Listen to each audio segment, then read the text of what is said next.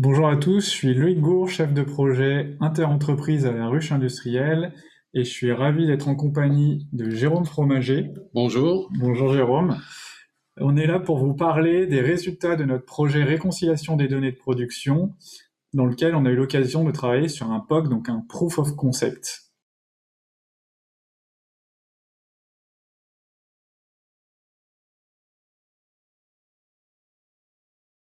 Ce projet, c'est un projet qui vise à comprendre comment on peut travailler avec des données fiables et partagées entre différents services d'une entreprise industrielle. Et nous avons eu l'ensemble des industriels que vous voyez représentés sur ce slide qui ont été engagés dans le projet, puisque c'était une problématique transverse qu'ils partageaient.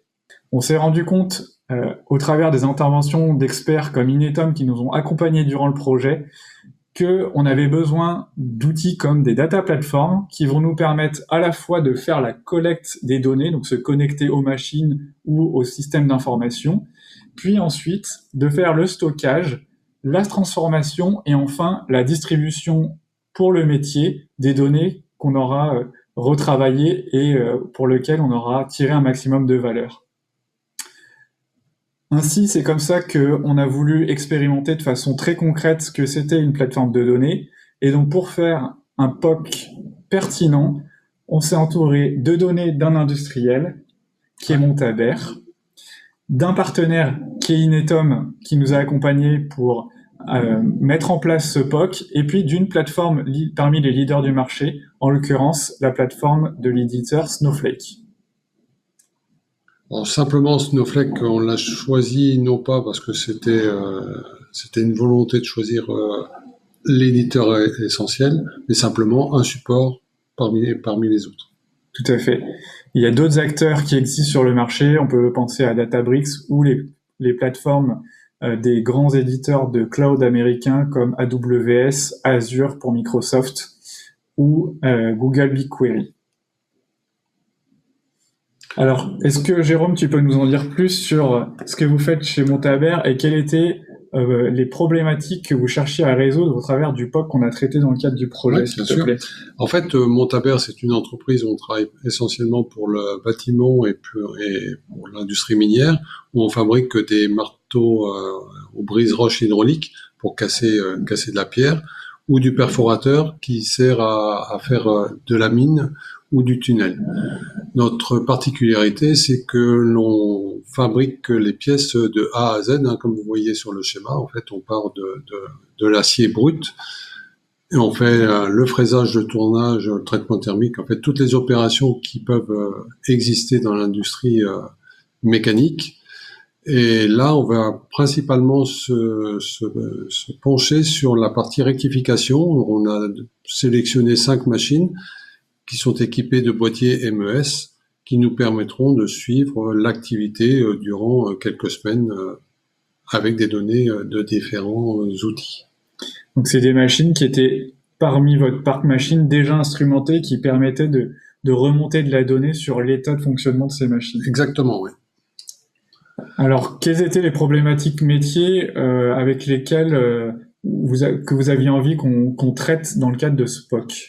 En fait, on avait envie d'avoir une meilleure communication entre la production et l'ordonnancement. Aujourd'hui, ce sont deux services différents chez nous, et on s'est aperçu qu'on a la même problématique avec toutes les entreprises où on a la planification de l'ordonnancement d'un côté et la partie production de l'autre. Donc ça, c'était une problématique qu'on voulait partager tous ensemble avec nos outils, et on voulait justement donner beaucoup plus de visibilité à la production sur l'avancement par rapport au planning qui était prévu. Donc ce sont bien des données et des problématiques communes. Alors, sur quelles données on s'est basé? En fait, on a pris du point de rafraîchissement toutes les minutes, c'est-à-dire qu'on allait récupérer la donnée toutes les minutes des outils, tout du moins du MES, du suivi de production, et également, adossé à ça, on n'a pas besoin de traiter la donnée toutes les minutes, mais simplement, on a besoin d'un rafraîchissement toutes les 10 minutes, donc c'est ce que l'on a choisi. Et chez Montaber, on peut aller même au-delà de 15 minutes, ça nous suffit largement. Et en fonction des industriels, chacun va choisir son rafraîchissement différent. Ok. Donc, effectivement, suivre l'avancement de la production et être capable de trouver des solutions alternatives en cas d'aléa. Et pour ça, on avait besoin d'un certain nombre de données. Quelles ont été les sources de données nécessaires pour ce POC? Alors là, on a besoin de mélanger, effectivement, c'est ce que font nos planificateurs, ils mélangent beaucoup de données entre elles. Donc on a utilisé les données de l'APS, donc l'outil de planification qui est utilisé que par le planning, aujourd'hui qui ne sert qu'à lui. On a ajouté à cela la partie MES, donc l'outil de suivi de production, qui là, cet outil-là est connecté aux machines. Donc avec ça, on est capable de suivre exactement ce qui va se passer.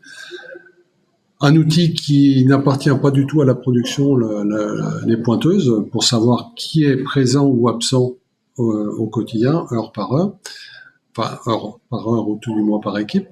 On a besoin de connaître des conversions sur les badges et le matricule, parce qu'on s'aperçoit qu'on a tous la même chose. Les RH et puis la production ne parlent pas du tout avec les mêmes données, donc il a fallu traduire. On a également un planning d'affectation du personnel sur les machines, donc ça c'est propre à la production. Donc ça, on commence à voir la différence entre la production et le planning. Les matrices de compétences, puisqu'on sait que chacun a un savoir différent, chaque personne, et là c'est plus la production qui a la connaissance et non pas le planning. Et effectivement, on a besoin de connaître toutes les gammes pour faire la planification. Donc en fait, tout ça, ce sont des données que l'on a sur des outils différents aujourd'hui. Et notre objectif, c'est comme le nom du projet, c'était de réconcilier toutes ces données ensemble. Merci Jérôme. On a vu que dans le cadre des interventions qu'on avait pu avoir, il y avait des bonnes pratiques en termes d'architecture des données. Et sans rentrer trop dans le détail, on peut parler d'une architecture dite en médaillon qui consiste à avoir 3 niveaux de maturité de la donnée. Un niveau bronze qui correspond à des données brutes, un niveau silver qui correspond à des données exploitables. Donc on a fait un traitement, du nettoyage, de la concaténation, peut-être des moyennes selon notre besoin, qui rendent la donnée exploitable pour de divers cas d'usage. Et enfin, la donnée qu'on va appeler Gold, qui, elle, va être préparée spécifiquement pour un cas d'usage bien particulier, puisque on l'aura traité pour répondre à notre besoin. On va voir ça tout de suite dans l'outil pour rendre ça plus concret. On est ici dans la plateforme Snowflake. Donc Snowflake, c'est une plateforme de gestion des données qui va regrouper différents services, à commencer par un entrepôt de données ou data warehouse. C'est ce qui nous permet de stocker des données structurées. Donc des données structurées, c'est tout ce qui va concerner des données de type tableur, par opposition à des données non structurées comme de l'image, des vidéos ou ce genre de choses. Dans Snowflake, en plus du stockage, on va avoir des services additionnels qui vont nous permettre de faciliter la collecte des données auprès des machines ou des sources d'informations type ERP, MES, outils de gestion de la relation client, etc. Mais également de transformer cette donnée, de la mettre en forme et de la distribuer. Une fois que la donnée sera mise en forme et distribuée, elle sera disponible aussi bien pour l'outil pour faire des graphiques, des reporting, comme pour être disponible pour d'autres outils externes du type Power BI, l'intelligence artificielle ou toute autre chose. Oui, effectivement, la plateforme, ça peut être soit une finalité, soit un intermédiaire vers un autre outil pour restituer les données d'une façon différente. Dans Snowflake, on va retrouver différents onglets. Un onglet projet qui va nous permettre de faire la transformation de la donnée et faire la restitution des données. Un onglet sur la partie data où on va avoir le stockage des données et on va pouvoir visualiser les données à différents niveaux de maturité. Donc on pense aux données de type bronze, silver et gold.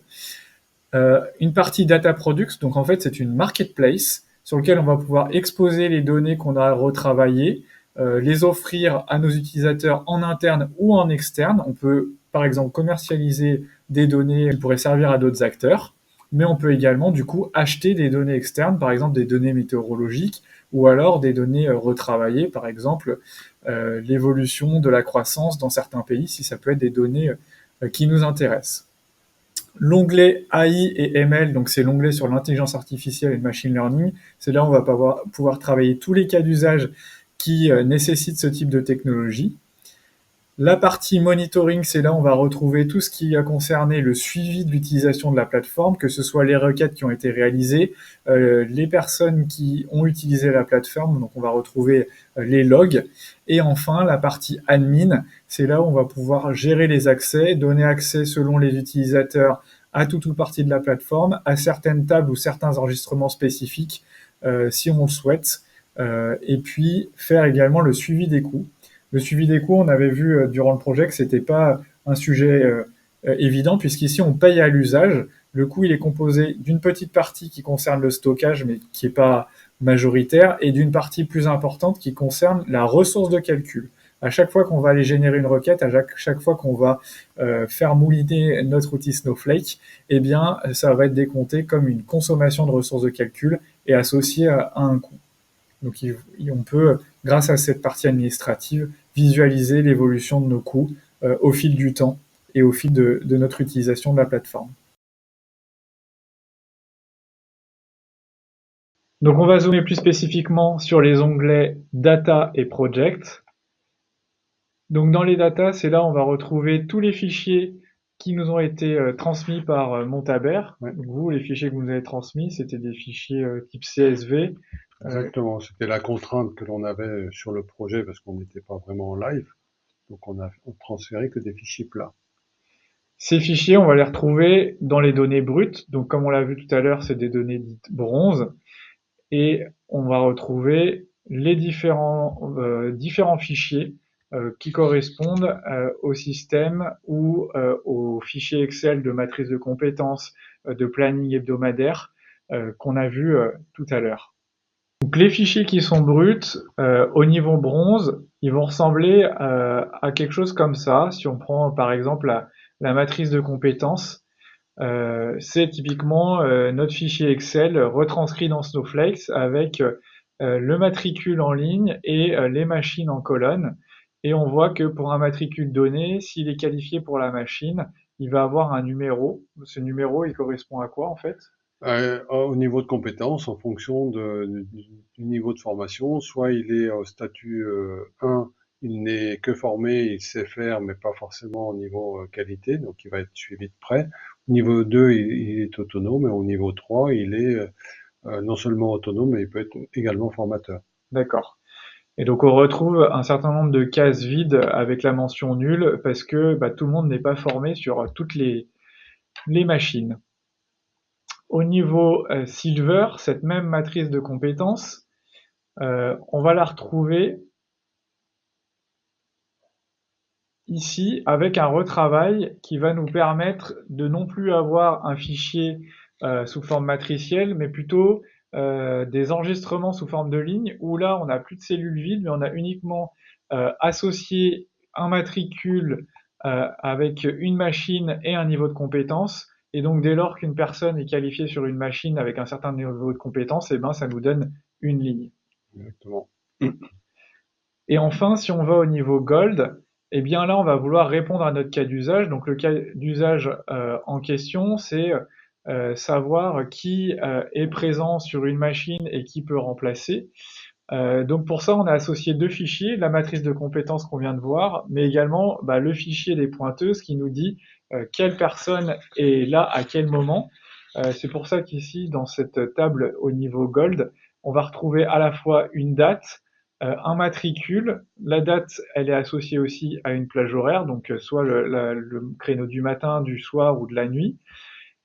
Et pour une machine et un niveau de qualification, on va savoir si la personne est présente ou pas. Donc là, on commence à avoir de la data directement exploitable par l'utilisateur. C'est un peu compliqué parce que c'est un tableau, mais ça ressemble déjà à de la donnée utilisable.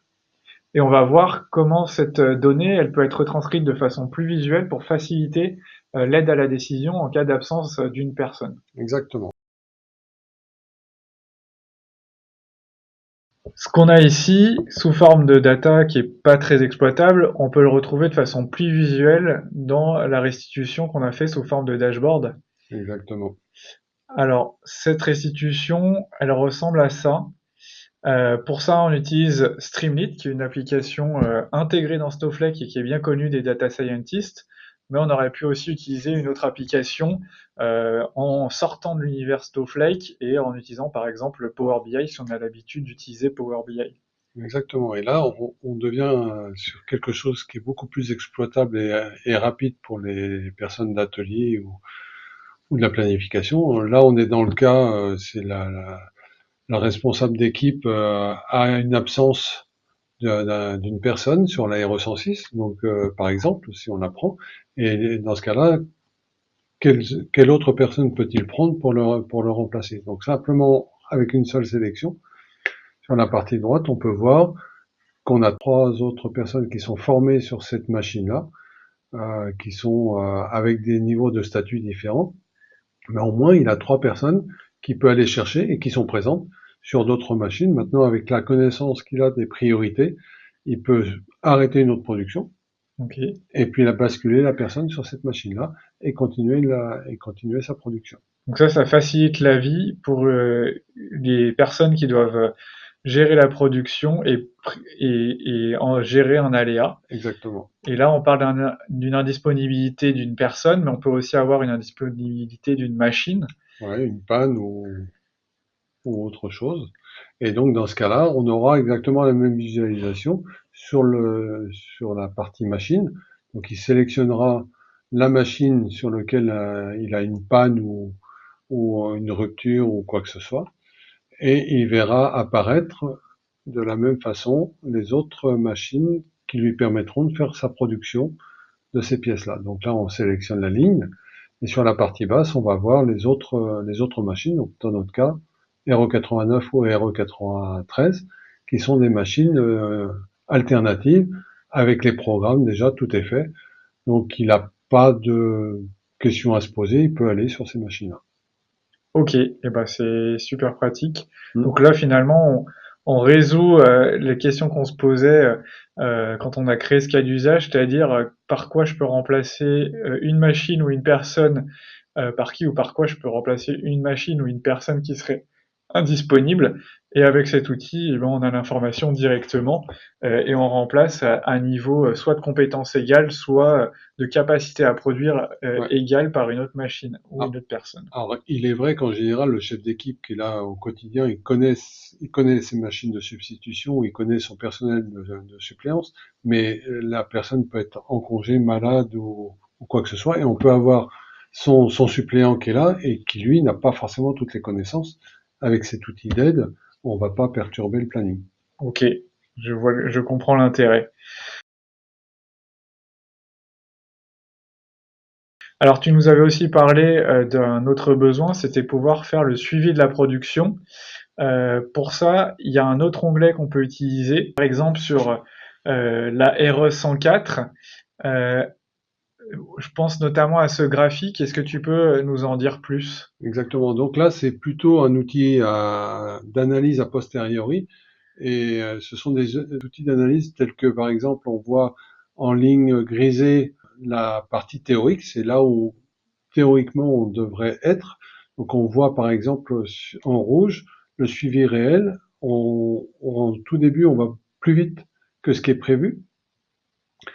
Et pourtant, on finit pratiquement à la date prévue, à quelques heures près.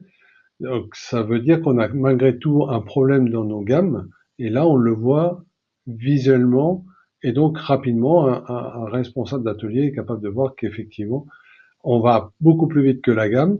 Alors, ça peut avoir des conséquences, soit qu'effectivement les pièces sont bonnes, tout est parfait, ou ça peut avoir des conséquences et des explications. Si les pièces sont mauvaises, mais si on est allé trop vite, ça peut être une des raisons. Également, on peut voir sur ce graphique-là qu'on a dépassé la quantité qui était prévue initialement. La quantité, ben, c'est la petite ligne, le pointillé en rouge, et ben, on a fait plus de pièces. Ça peut aussi avoir des conséquences sur le stockage, sur l'encombrement dans les allées, ou alors simplement on a consommé la matière qui était prévue et elle sera peut-être pas disponible pour d'autres. D'accord. Donc visuellement, on voit bien les choses.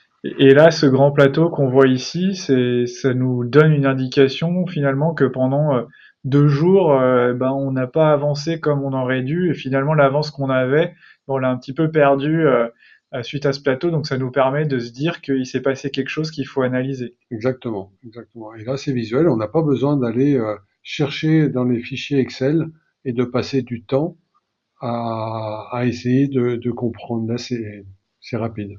On peut aller après zoomer encore plus dans le détail si besoin est. Ouais.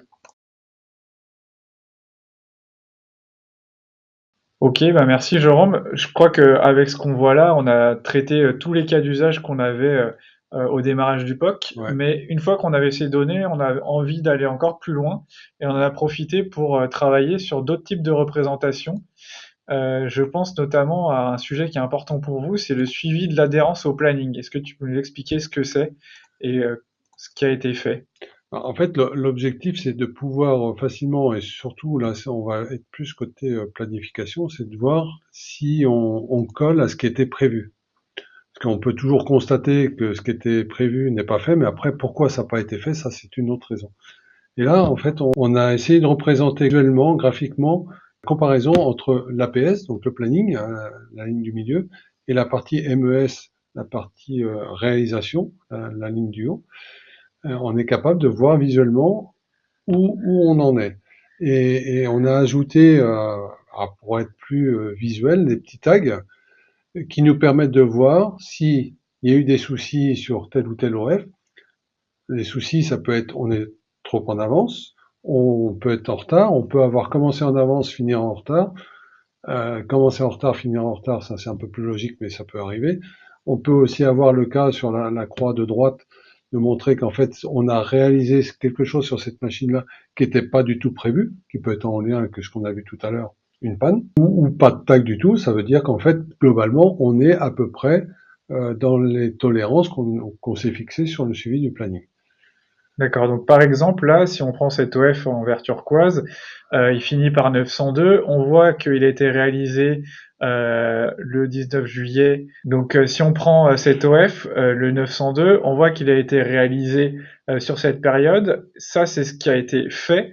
Et en termes de planification, on retrouve le même OF ici.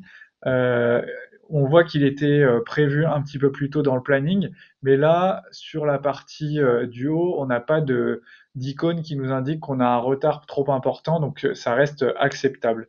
Par contre, quand on a des petites étoiles, ça peut être que notre temps de production il est supérieur au temps théorique, ou qu'on a produit trop de pièces, ou tout simplement, comme tu le disais, qu'on a un retard supérieur à un certain nombre de jours, en l'occurrence 3.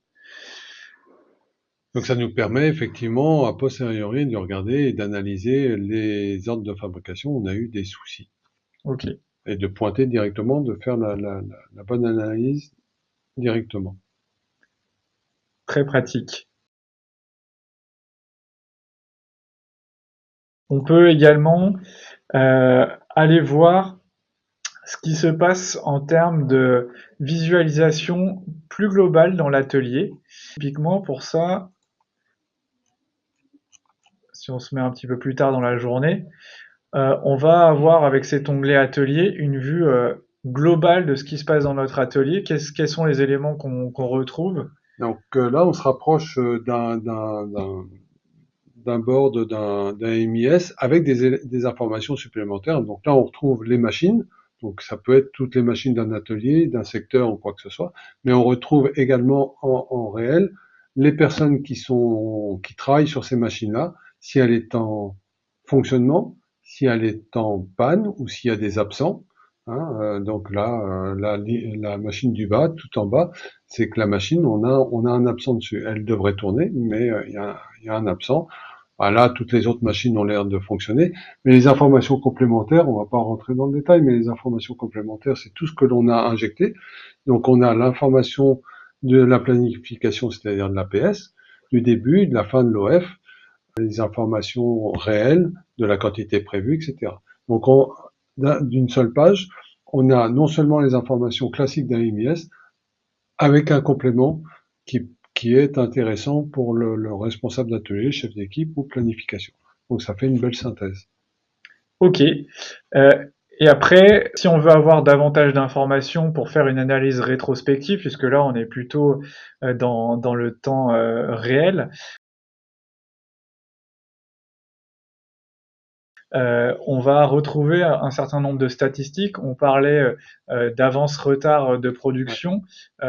Avec toutes ces données, on a ce type de graphique. Qu'est-ce que ça permet d'apporter? Ouais, là, on se rapproche d'une analyse d'OTD classique, c'est-à-dire qu'on va suivre notre production et pour voir si on est dans les temps. Donc là, on va voir sur la partie basse en bas à gauche, par exemple, semaine, que les OF sont représentés, ce sont les barres, et on va voir en vert, ce sont les barres où on est en avance, et en rouge ou orange, les barres où on est en retard. Et par exemple, sur cette machine-là, sur la RE104, on voit qu'on est plus souvent en avance qu'en retard. Donc ça donne un aperçu de la profondeur de notre variation et de savoir si on doit s'améliorer ou pas. Parce qu'on peut très bien faire dans la semaine ou dans le mois ou dans la journée le nombre d'heures qui est prévu, mais pas forcément dans les temps. Et on peut générer, dans le cas de cette machine-là, on va générer naturellement du stock, avec toutes les perturbations que le stock peut générer. Intéressant d'avoir ces statistiques. Il y a encore des éléments complémentaires qu'on peut avoir et qu'on a travaillé dans le cadre du POC. Je pense notamment à différentes informations sur les machines qu'on peut avoir. Là, on va peut-être pas rentrer dans le détail de toutes ces informations-là, mais tu me disais que des graphiques comme ça, c'était assez intéressant pour vous. Ouais. Est-ce que tu peux nous en dire plus? En fait, là, ce sont des outils, enfin des graphiques que l'on retrouve de façon standard sur le MES. Donc, on pourrait se poser la question, mais pourquoi mettre ça sur un autre outil que le MES? Alors, d'une part, ça évite d'aller dans différents outils, donc ça peut être un gain de temps. Et d'autre part, cet outil-là, le MES, en général, il est utilisé que par les gens de production. Production, planning, mais ça va pas au-delà. Alors que, par exemple, moi, à mon niveau, directeur des opérations, ça m'intéresse aussi d'avoir les informations et je vais pas forcément avoir la connaissance et compétences pour aller naviguer dans un MES, parce que là, on est dans un outil standard, donc ça reste facile d'accès. Donc on partage davantage l'information au travers de l'entreprise. Exactement. On a réconcilié de l'information, mais derrière on diffuse aussi plus largement l'information et une même information. Et là, le graphique dont il est question, c'est la capacité à voir l'utilisation des machines au fil du temps sur une semaine bien définie. Comment ça s'est partagé entre la production et les autres opérations qui peuvent se réaliser sur ces machines. Exactement. Et là, en Montabert, on est en une usine unique, donc on pourrait très bien imaginer utiliser que le MES, mais on a d'autres sociétés qui font partie du groupe où elles ont des usines identiques sur différents sites ou différents endroits du monde, et auquel cas ils peuvent partager l'information dans différentes usines. Ok, donc ça, effectivement, ça rend l'information beaucoup plus accessible. En conclusion, moi pour ma part, en tant que représentant industriel et là ce soir du groupe, en fait on a répondu à toutes nos interrogations, c'est-à-dire qu'en fait de voir qu'on est capable de mélanger, de mixer beaucoup de données et de les rendre utilisables sans pour autant qu'elles soient recalculées par chacun des interlocuteurs. Donc on rend une information utilisable et unique pour tous. Et je pense que ça répond vraiment à notre besoin et de pouvoir dialoguer entre les différentes services de l'entreprise, tels que production, planning, et puis là du coup on va avoir la direction, etc. Donc pour moi on est en plein dans l'objectif qu'on s'était fixé. Très bien, donc cet objectif et la question qui se posait au départ de ce projet, c'est comment faire travailler différents services autour de données fiables et partagées. Et ces différents services, eh bien, ils sont à la fois producteurs de données, mais consommateurs de données. Et donc, au travers d'une plateforme comme celle qu'on a vue aujourd'hui, et d'un cas d'usage très concret avec des données qui viennent de chez vous, on voit comment ça peut être mis en œuvre. Merci beaucoup, Jérôme, pour tes explications, et j'espère que ça vous aura vous aussi inspiré pour mettre en place les outils qui seront nécessaires pour vous afin de tirer le meilleur parti de vos données. Merci, au revoir. Entre minuit 12 et un peu plus tard. Ça c'est précis.